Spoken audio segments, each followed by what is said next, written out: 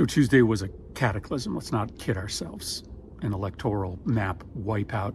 In the Senate, our effective ceiling for Democrats is now 52 seats. The ceiling for Republicans is 62 seats. That's unacceptable. And well, nobody has all the answers right now. I certainly don't. What I think is most important is that we not kid ourselves. This is not a moment for small changes or reforms. This is a moment for a fundamental rebuild of the left. Just a couple decades ago, we could win races in Missouri and Florida and Ohio. Today, we get clobbered in all of those states. That's unsustainable for us and for this country.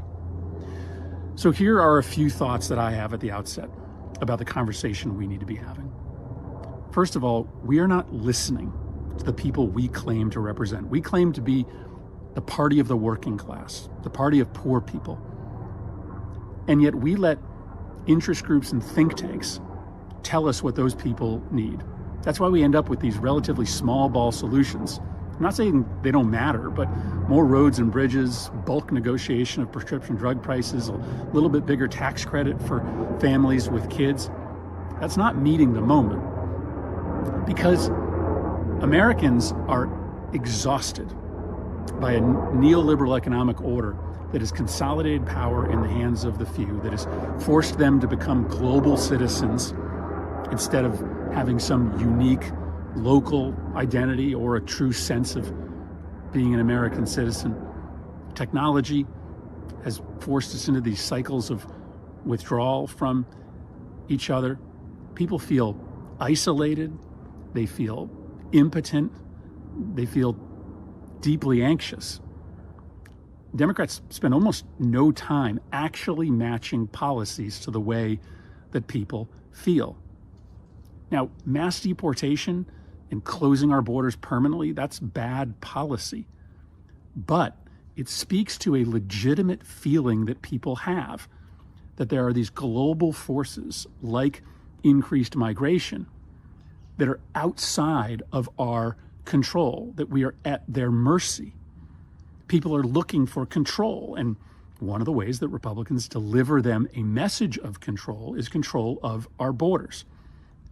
Democrats need to understand that Republicans start by examining the way that people are actually feeling and then matching policies to the way that they're feeling. Democrats need to start doing the same thing. If we did that, we would pick bigger fights. We would be a more populist party. We would name the corporations and the billionaires that are screwing people, and we would take it to them. Now, that's something that the Harris campaign did not do.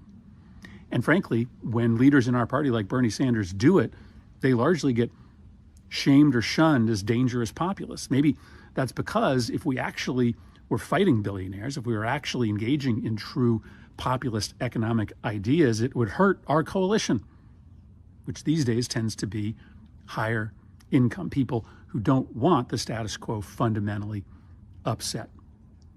So for me, those issues of true economic populism, moving power from people that have it to people that don't have it, that has to be the tentpole of our coalition.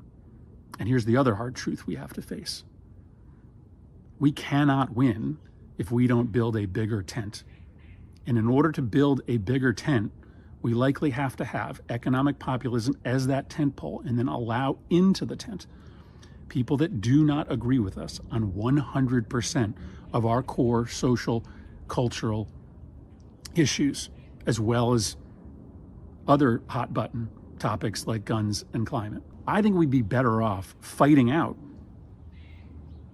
discussions around some of those very difficult social and cultural issues inside our tent instead of pushing everybody who disagrees with us outside.